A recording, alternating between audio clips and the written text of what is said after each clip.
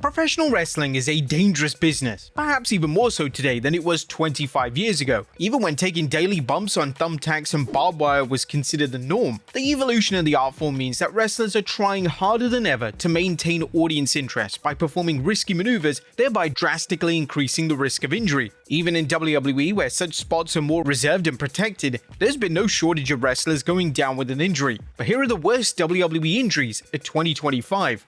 Be sure to subscribe and hit that notification bell. Number 10. Kevin Owens and Piper Niven neck injury.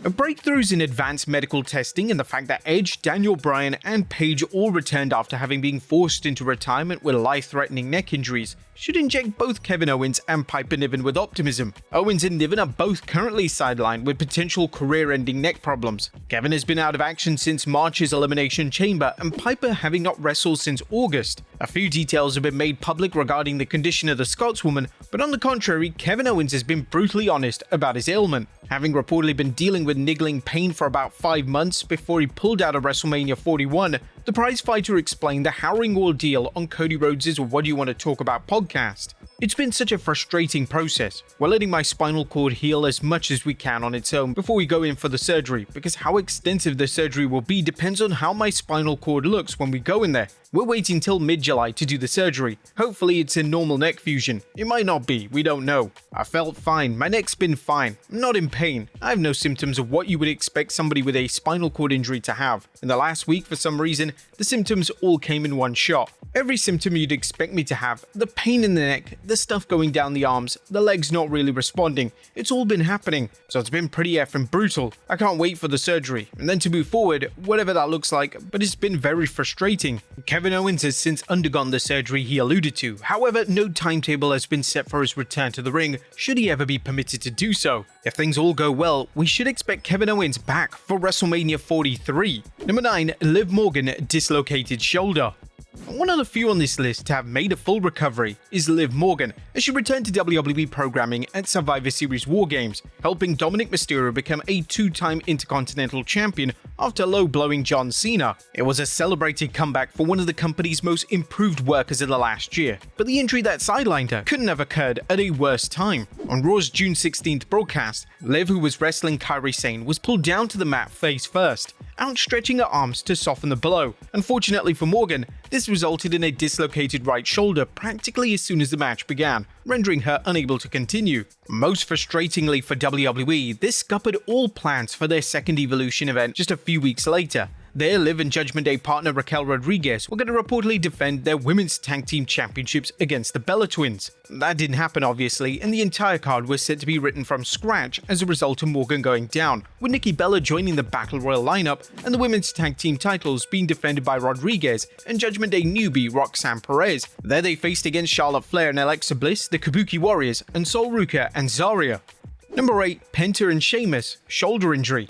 Designing a tournament in professional wrestling will always run the risk of performers withdrawing due to injury, in turn throwing the entire bracket into disarray. Such was the case with WWE's Last Time Is Now tournament, as both Penta and Sheamus were forced to pull out on account of their shoulders becoming mangled. Sheamus was the first to go, being announced via social media as having picked up an undisclosed shoulder injury that resulted in the quarterfinal position being taken by The Miz. That presumably occurred during one of the Celtic Warriors' rigorous workouts. Secondly, and more prominently however, was Penta, whose shoulder was messed up during his second round match. Wrestling Solo Sikoa, the masked grappler descended onto Sikoa with a Hurricane Rana off the barricade, though he failed to secure the full rotation needed to complete the move safely and crashed down hard on his left shoulder. The errant fall has sidelined Penta ever since, throwing his Lucha Brothers reunion with brother Rey Fenix into doubt. Number 7. JD McDonough, broken rib and punctured lung. Joining WWE in 2017 saw JD McDonough develop a penchant for pain, with such precarious spots including him being caught coming off the top of the War Games cage with an RKO. But in January 2025, the Irishman realized that he had to reel himself in to avoid entering early retirement. Challenging the War Raiders for the World Tag Team Championships alongside Finn Balor, McDonough attempted an Asai moonsault into Ivar at ringside. Unfortunately, JD and Ivar were positioned on the side of the ring, where the announcer's table was placed. This resulted in the Irish Ace's head bashing right off the table in the most revolting visual. Though he somehow managed to finish the match, McDonough could be seen collapsing as he headed backstage, leaving many fearing the worst. A bruised rib and a punctured lung was diagnosed for JD, who missed WrestleMania 41 as a result. Number 6. Zoe Stark, torn ACL, MCL, and meniscus. Now it really is time for Zoe Stark to retire the springboard missile dropkick. As majestic as it may look, it's left her on the injured list for over half a year, as an awkward landing when performing the move on Kairi Sane back in May resulted in Stark tearing her ACL, MCL, and meniscus. Flying into Zayn, Zoe undershot her impressive coast-to-coast impersonation, coming down with all her weight onto her right leg, which buckled under the pressure. She was removed from the match immediately. In a gut-wrenching update posted to her Instagram, she detailed a toll a stray dropkick has taken on her, which hits harder once you recall that this isn't her first instance of suffering such an injury. Now, unfortunately, this isn't the only instance in 2025 of Zoe Stark's missile dropkick going awry. As number 5, Dakota Kai, concussion. On the January 27th Raw, Dakota Kai's dreams of headlining WrestleMania were shattered when her head was almost knocked clean off her shoulders after taking Zoe Stark's inhumane missile dropkick. The spot, which occurred while Kai and Stark were tagging with Io Sky and Shayna Baszler respectively, was well structured. Shayna missed a clothesline as Dakota ducked, who then ran the ropes, leaped over the Queen of Spades, and was instantly beheaded by an incoming Zoe Stark. The dropkick immediately initiated WWE's Concussion protocol, which resulted in Dakota Kai being taken off the road and thus missing the annual Women's Royal Rumble match. Number 4. Chad Gable, torn rotator cuff. Unable to catch a break, Chad Gable, who was masquerading on WWE programming at the time as the original El Grande Americano, supposedly, was shelved with a torn rotator cuff, with now rumors of Ludwig Kaiser having since donned the Americano mask, doing probably a better job than Gable did with the role. Written off television after taking an armbreaker from Penta, Gable would confirm that damage was done to his rotator cuff, though the injury didn't dampen his spirits. Instead, Chad made good use of his prolonged time away from the ring to spend quality time with his young family. Unfortunate circumstances, but you know what, I'm looking at the silver lining here. I got a little injury to my rotator cuff, but what it did do was buy me some time off the road to be home with my family and do stuff like this. Come to a baseball game on a Sunday, which I never got to do. Now, in a positive update, Chad Gable is now nearing a return to action, though whether or not he returns as himself or as El Grande Americano is a question currently left unanswered. Although knowing WWE, it will culminate in a mask versus mask showdown at WrestleMania 42 after they milk the Spider-Man pointing meme as much as possible. Number 3. Rey Mysterio, torn groin and ruptured eardrum. Now let's be fair, there's never a good time for a wrestler to go down with an injury, but the day before WrestleMania sounds particularly cruel. Such was the case for the legend Rey Mysterio, as a master of the 619 tore his groin and ruptured his eardrum on the final SmackDown to air ahead of WrestleMania 41. Tagging with Rey Fenix and Dragon Lee to send off Chad Gable and the Creed brothers, Mysterio could be seen favoring his groin as he, Fenix, and Lee celebrated their victory. The sudden injuries resulted in the Hall of Famer being replaced in his Mania match the following day by Fenix, who was upset by Americano in an otherwise thrilling encounter.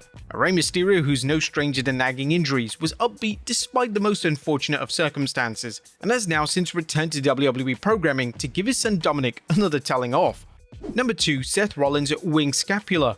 Now again, there's never a good time for a wrestler to go down with an injury. Seth Rollins knows this all too well. Tearing his ACL in November 2015 meant that he had to relinquish the WWE World Heavyweight Championship and miss out on WrestleMania 32, and now 10 years later, he faces a similar predicament. He emerged from Crown Jewel in Perth, Australia with a wing scapula. In layman's terms, his shoulder blade was left protruding from where it should be. The injury is believed to be a result of the mighty coast-to-coast headbutt Rollins executed on Cody Rhodes during their Crown Jewel Championship match, the spot being one of the several uncanny moves used by Seth to get his victory over the American Nightmare. Rollins was ejected from the Vision 2 nights later and is currently expected to miss WrestleMania 42. However, should he recover in time, a match versus the ex-Vision stablemate Bron Breakker would reportedly be the plan.